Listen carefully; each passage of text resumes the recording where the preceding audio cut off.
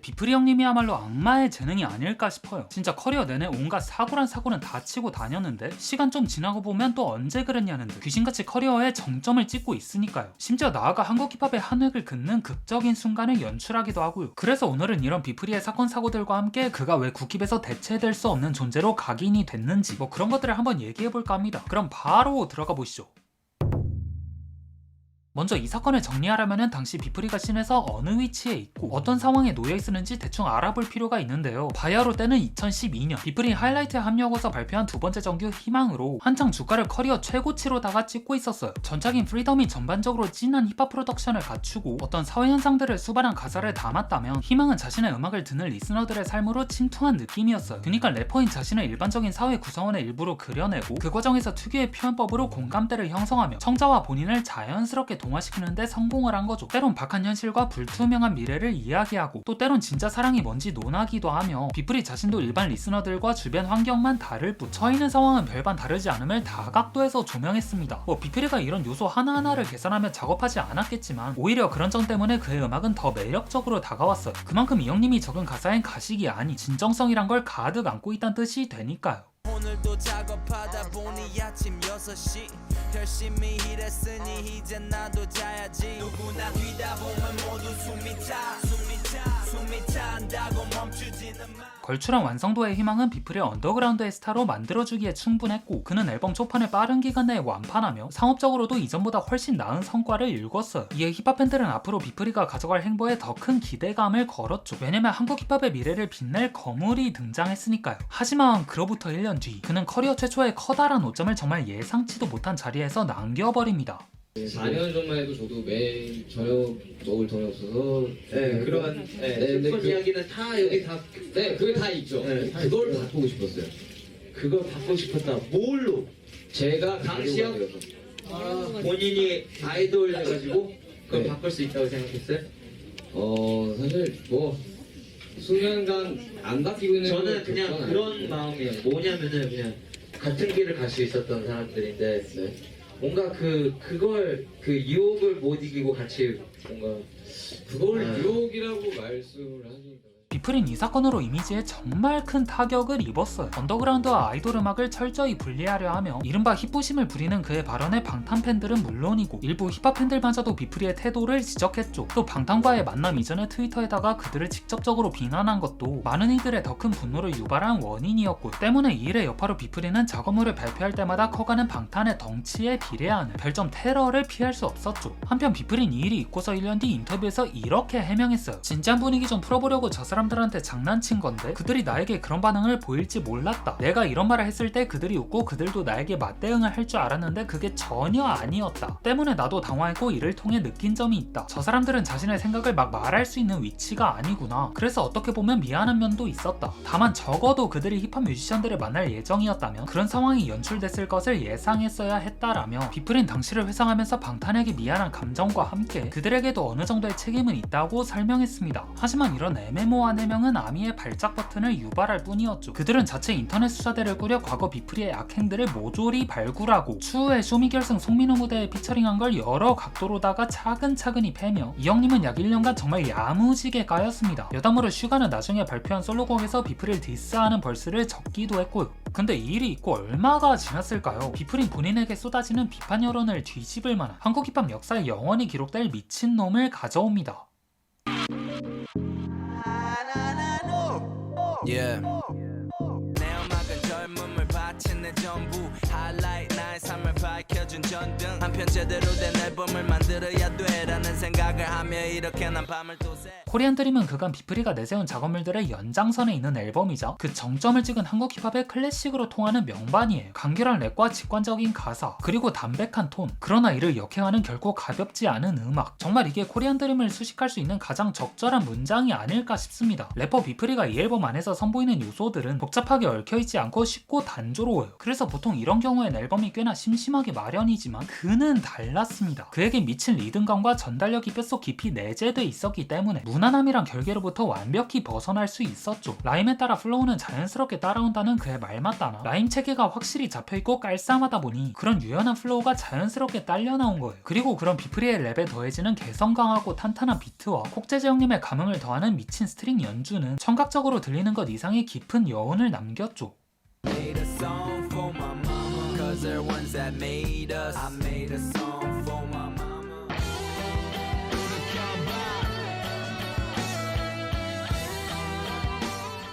어쩌면 외부에서 일으킨 커다란 이슈가 음악 작업의 바운더리까지 침범될 수 있었던 당시의 비플이었지만 그는 외부와 음악 작업을 철저히 떨어뜨려버리며 되려 전보다 진보된 작업물을 내비쳤죠. 또한 한창 남부 힙합 사운드가 국내로 상륙해 활개치던 시즌이었음에도 그에 흔들리지 않고 기존에 해오던 자신만의 것을 더 극대화했던 점에 있어서도 코리안 드림은 시대적인 가치를 지닌 작품이라고 할 수 있겠습니다. 그 이후로 방탄과 비프리의 마찰은 몇 차례 더 오갔지만 그 사이에 양자 간의 사회적 평판에서 오는 격차가 워낙 벌어지기도 하고 시간도 꽤나 흐른 관계로 더 이상의 어떤 직접적인 설전은 없는 걸로 봐야겠죠? 아무튼 여기까지가 비프리가 음악 인생 고비를 넘긴 바로 그 첫 번째 순간이었습니다. 네, 팔로 형님한테 본인과 함께 하이라이트에 가장 크게 공헌한 역대 멤버 가운데 한 명만 꼽으라고 한다면 이건 아무리 같아도 비프리 형님을 언급할 수밖에 없을 거예요. 그 정도로 비프리가 초창기 하이라이트의 기반을 다지고 그 성장을 멱살 잡고 이끈 데는 그 누구도 부정할 수가 없죠. 탄탄하게 쌓아올린 개인 커리어는 물론이고 레이블 첫 컴필 앨범이 하이라이프에서도 주도적으로 참여하며 장르 팬들에게 레이블에 강렬한 인상을 남겼으니까요. 또 오케이션과 레디 같은 루키들을 레이블로 데려오는 데 있어서도 팔로 못지않은 큰 기여도를 차지했고요. 하지만 16시즌 비프리는 이렇게 열정적으로 활동했던 레이블과 돌연 계약을 해지하고 독자적인 길을 가겠다 선언합니다. 대외적으로는 비프리가 아무 갈등 없이 떠난 듯 보였으나 그는 회사의 행정 처리에 불만이 한가득했고 이 스파크가 나중엔 거대한 불꽃이 되어 둘을 영원히 갈라놓게 만들었죠. 그렇게 회사를 나온 비프리는 자신과 계약할 새로운 회사를 찾아 나섰지만 막상 다 만나보니 마음에 드는 오퍼를 넣는 곳이 없었고 그렇게 낙담하던 찰나에 가는 곳마다 그렇게 계약할 거면 그냥 혼자 하란 말이 떠올라서 마침 또 아다리가 맞아 자유의 몸이 된 더블K와 함께 뉴웨이브 레코즈를 공동 설립합니다. 그러고서 비프린 무슨 기계마냥 앨범을 엄청 만들었어요. 두 개의 EP를 각각 나눠서 발매한 다음에 이를 다시 합쳐서 하나의 정규로 발매한 Free From Soul을 신호탄으로 맥가이버 Free From을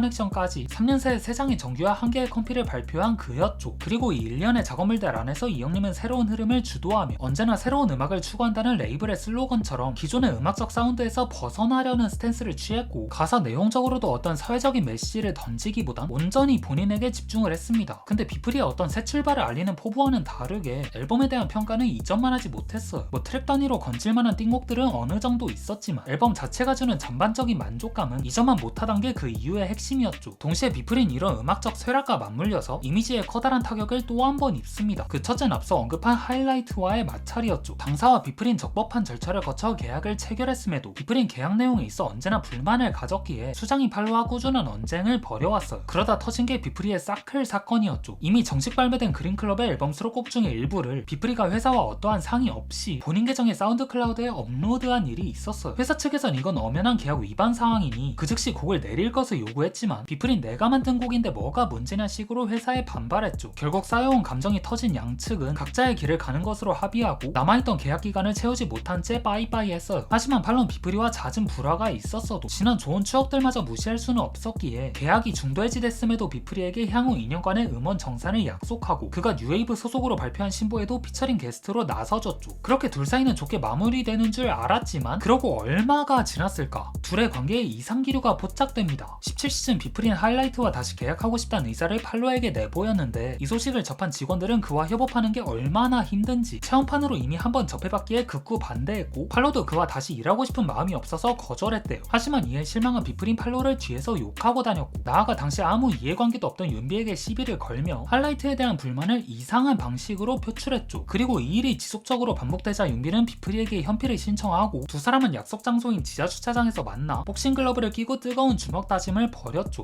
결과는 2라운드 도중 윤비의 승으로 끝나고 후에 비프리가 윤비에게 속사정을 털어놓으며 둘의 관계를 잘 마무리 지었다 합니다. 그렇게 비프리의 기행이 차라리 여기서 끝났으면 그나마 괜찮았겠지만 아니 몇 년 뒤에 킹치메인을 일방적으로 폭행하는 사건을 일으켰어요. 결론만 놓고 보자면 이 일로 사실 사실상 비프리의 커리어는 정말 반으로 접혔다 할 수 있었습니다. 왜냐면 많은 장르 팬들도 그에게 완전히 등 돌렸고 같은 필드에 속해 있던 래퍼들과 제작자들도 이런 행실을 보이는 그와 작업이 불가능하다 판단했거든요. 그렇게 해서 비프린 순식간에 돌아올 수 없는 그 길을 본인 스스로 건넜습니다. 그러나 약 반년 뒤에 발표된 그의 신보는 쿠키 판도를 완전히 뒤흔들어 놓죠. 악마로 변해버린 자신을 전면적으로 앞세우며 말이에요.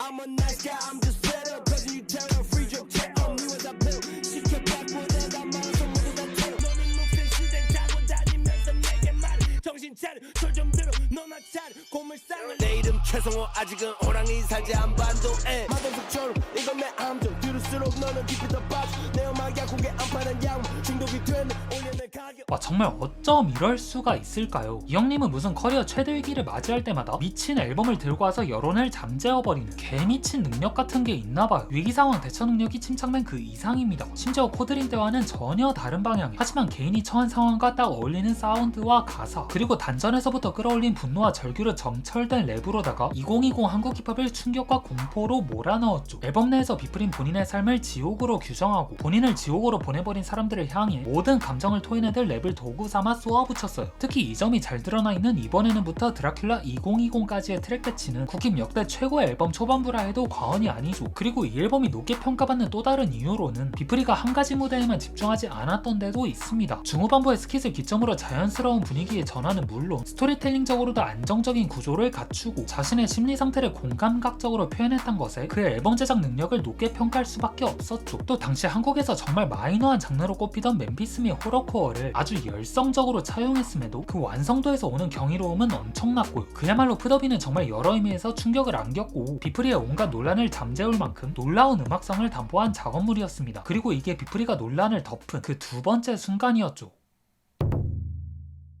네, 비프리 대 비프리, 이게 뭔 말이냐면요, 푸더비 발매 후 대략 2-3년간 비프리는 뉴웨이브식 가사, 그니까 저급한 단어와 함께 구성된 단순한 문장 배열로 멍청하면서 날것의 느낌을 내는 작사법을 고수했습니다. 그니까 의식의 흐름에 따라 작사를 하고 논리라 할 것도 딱히 없으며 랩 스타일도 기본적인 라인만 맞춘 굉장히 심플한 형태로 전개됐죠. 대충 뭐 이런 식으로요. 너는 고영우, 나는 강영우. 남자들한테는 강아지, 여자들한테는 강아지.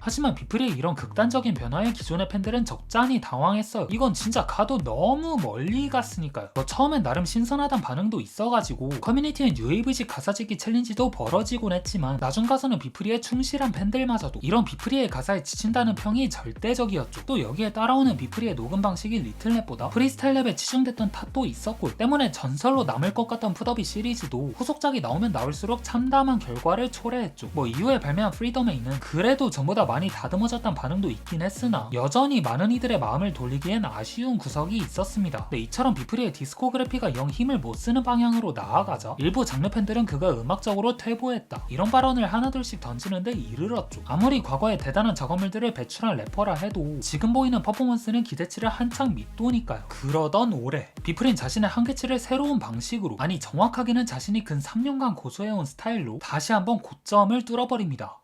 Be fucking free, 나는 힙합의 학생. 근데 이제 내가 칸예 웨스트보다 더 잘해. 근데 아무리 돈이 많아도 음악 못하고 못 살아. 다시 태어난다 해도 나는 이렇게 또 살 거. 사과도 왜 이렇게 비싼 척해. 시바 가격 내려. 이건 바로 너가 아닌 나에 대한 배려. 버현대 버키야. 너 내가 먼저 신경 쓸 곳은 미국이 아닌 바로 여기야 대한민국. 이 앨범은 멍청 컨셔스, 비프리의 뉴웨이브와 하이라이트 시절을 짬뽕한 앨범으로 많이들 인식하고 있습니다. 먼저 앨범 내에서 비프리의 랩이나 가사는 기존의 뉴웨이브식 작법을 충실히 따르다가도 준수한 구성미를 갖춘 스토리텔링으로 치고 들어오거나 듣는 맛을 살리는 쫀득한 그루브의 랩을 보여주며 비프린 마치 1차 전성기로 불리던 그때로 회귀한 듯 했죠. 특히 가벼운 소재거리를 다루더라도 다시 곱씹어볼 만한 여지를 남기는 내러티브와 적당한 유머, 그리고 본인의 힘든 일화들을 쭉 나열하다가 그를 토대로 한 긍정적인 메시지를 툭하고 던지는 연출은 힙합 음악의 본질적 요소에 접근하는 듯 했습니다. 한편 허키의 비트는 미니멀함을 추구하지만 강단있는 샘플링 작법과 간결한 드럼 라인으로 비프리의 랩을 받쳐주는데 최적의 역할을 했어요. 이 센스와 함께한 저금통과 같은 분배 프로덕션임에도 플레이어에 따라 다른 느낌을 만들어내는 허키의 프로듀싱 능력이 여기서도 빛을 발했다 할 수 있었죠. 이처럼 비프린 인간 오뚜기 마냥 또 한 번 음악으로다가 평판을 뒤엎는데 성공했어요. 그리고 어떻게 보면 이 모든 것들은 비프리였기에 가능한 일이었던 것 같기도 합니다. 겁니다. 왜냐면 언제나 프레시한 것들을 받아들일 준비가 돼 있고 또 그것들을 자신만의 멋으로 승화시키는 악마적인 재능이 그에게 주어졌기 때문이죠. 또 그 재능이 엄청난 노력을 기울여 작업에 매진하는 비프리의 음악에 대한 순수한 열정도 지금의 그를 만드는데 크게 기여했고, 정말 비프리의 음악을 즐겨 듣는 사람으로서 이젠 어떤 사고 안 치고 사건에 연루 안 되고 건강한 정신으로 야마 넘치는 음악 만들어졌으면 합니다. 그의 한계가 정말 어디까지인지 끝까지 추적하고 싶거든요. 한 틀에 갇히고 싶지 않거든요. 아티스트로서 계속 새로운 것은 틀린 게 아니라 어쩔 수 없이 받아들여야 되는 거다. 이거 변화라는 것은 어쩔 수 없이 올 것이고, 내가 아무리 나 옛날에 존나 멋있는 거 했어, 내가 잘 나가서 해봤자 시간은 지날 거다라는 걸 알기 때문에